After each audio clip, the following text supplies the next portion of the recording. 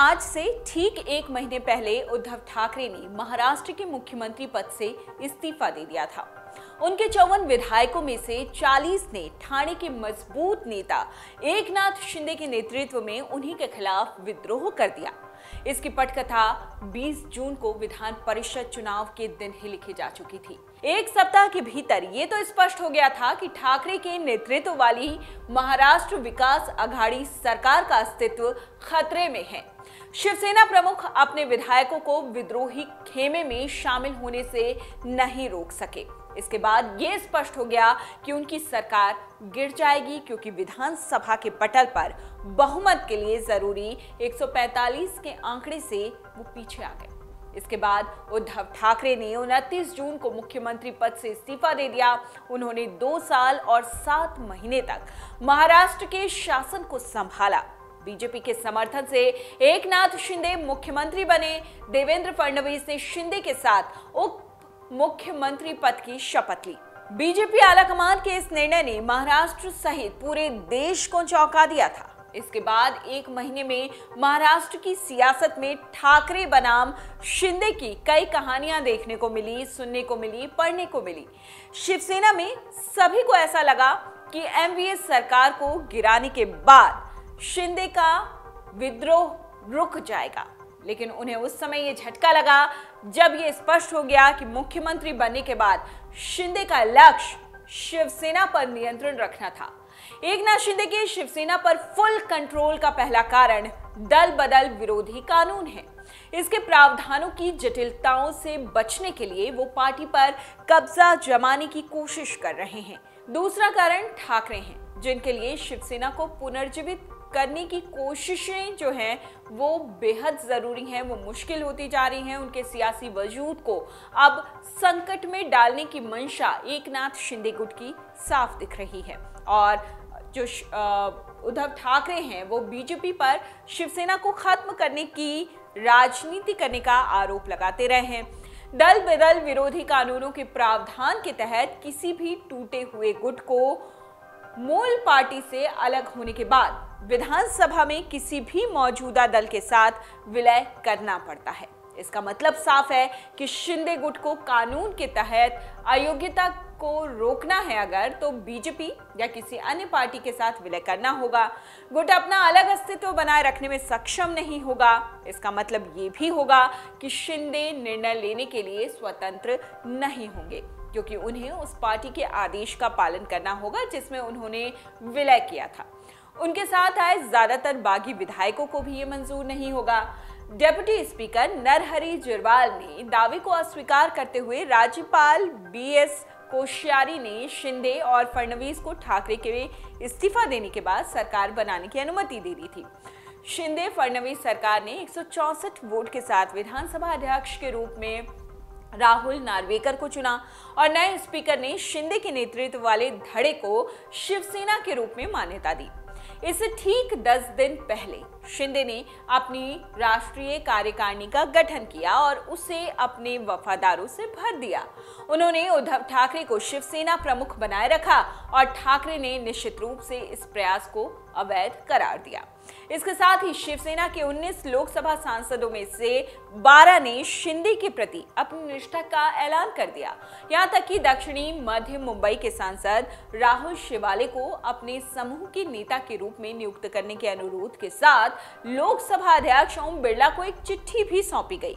बिरला ने फौरन इस गुट को शिवसेना और शिवाले को इसके फ्लोर लीडर के रूप में मान्यता भी दे दी। एकनाथ शिंदे ने अब पार्टी के नाम और उसके चुनाव चिन्ह धनुष और तीर पर दावा करने के लिए भारत के चुनाव आयोग से संपर्क किया है।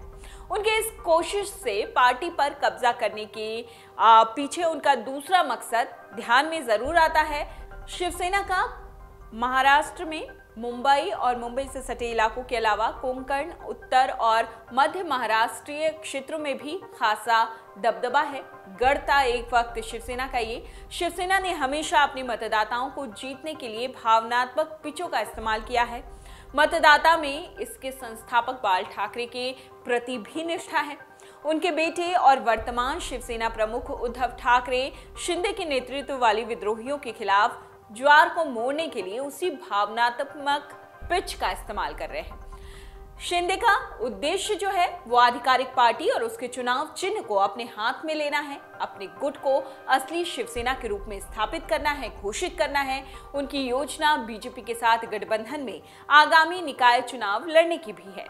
अपने प्रतिद्वंदी से घिरे उद्धव ठाकरे ने शुरू से शुरुआत करने का फैसला कर लिया है। दरअसल उनके खिलाफ बगावत के कुछ दिन बाद ठाकरे ने ऐलान किया कि वो किसी को भी उन्हें छोड़ने से नहीं रोकेंगे और वो फिर से पार्टी का पुनर्निर्माण करेंगे। पिछले 3 हफ्तों में उन्होंने वास्तव में इसकी शुरुआत कर दी है। वो और उनके बेटे आदित्य ठाकरे पार्टी पदाधिकारियों के साथ बैठकें कर रहे हैं, पार्टी कार्यालयों का दौरा कर रहे हैं जो पहले वो करना भूल चुके थे शायद, और पार्टी कैडर को मजबूत करने की कोशिश में जुट गए हैं। पिता पुत्र की जोड़ी ने पहले मुंबई पर ध्यान केंद्रित किया है जो कि शिवसेना का गढ़ रहा है। मुंबई में शिवसेना के 13 विधायकों में से 5 शिंदे के साथ हैं, जबकि 7 अभी भी उद्धव ठाकरे के साथ हैं। शिवसेना के ज्यादातर पार्षद भी अब तक ठाकरे के साथ खड़े रहे हैं। मुंबई के बाद उद्धव ठाकरे अब पार्टी कैडर को मजबूत करने में जुटे हुए हैं। लोगों से जुड़ने के लिए राज्य के दूसरे हिस्सों का दौरा करना उन्होंने शुरू कर दिया है। ठाकरे के करीबी इस बात पर जोर देते हैं कि शिवसेना के मतदाताओं ने अपनी वफादारी नहीं बदली है। शिवसेना के एक प्रमुख नेता के मुताबिक 2014 के विधानसभा चुनाव में मोदी लहर के बावजूद हमने त्रिकोणीय लड़ाई में बीजेपी के खिलाफ चुनाव लड़ा, 63 सीटें जीती। 2019 के विधानसभा चुनाव में हमने बीजेपी के साथ गठबंधन में 55 सीटें जीती। लगातार 2 चुनावों में हमने जो सीटें जीती हैं उनमें शिवसेना का पारंपरिक समर्थन ही आधार है, जो पार्टी के प्रति बेहद वफादार है, ना कि विधायकों के प्रति। इसलिए उद्धव और आदित्य लोगों को जमीनी स्तर से जोड़ने की कोशिश कर रहे हैं, जमीनी स्तर के कार्यकर्ताओं से वो जुड़ने की कोशिश कर रहे हैं। पिछले कुछ महीनों में ये सुनिश्चित करने की कोशिश है कि 40 बागी विधायकों की निर्वाचन क्षेत्रों का ये दौरा करें और मतदाताओं से शिवसेना के साथ खड़े होने की अपील करें। अब एकनाथ शिंदे ने क्या स्ट्रैटेजी अपनाई है इसके जवाब में एकनाथ शिंदे भी 30 जून से राज्य के दौरे पर हैं। शिंदे खेमे के एक वरिष्ठ नेता के मुताबिक अगले कुछ महीनों में मुख्यमंत्री राज्य भर में कई चरणों में यात्रा करेंगे। इससे वो पूरे राज्य में एक जाना पहचाना चेहरा बन जाएंगे और ये हमारे विधायकों को भी विश्वास हो जाएगा कि हम लोगों के संपर्क में हैं। ये लोगों के बीच सहानुभूति पैदा करने के ठाकरे के कदम के प्रभाव का मुकाबला करेगा। दोनों खेमे 1 अगस्त को सुप्रीम कोर्ट की सुनवाई का बेसब्री से इंतजार भी कर रहे हैं। तो जिस तरीके से ठाकरे खेमे ने बाकायदा रणनीति बनाई है, एकनाथ शिंदे ने उसका जवाब देने की तैयारी भी पूरी कर ली है। डाउनलोड करें अमर उजाला ऐप और पाएं खबरें लगातार। अगर आप ये वीडियो YouTube पर देख रहे हैं तो हमारे चैनल को सब्सक्राइब करें और बेल आइकन को दबाना ना भूलें। अगर आप Facebook पर ये वीडियो देख रहे हैं तो हमारे पेज को लाइक करें।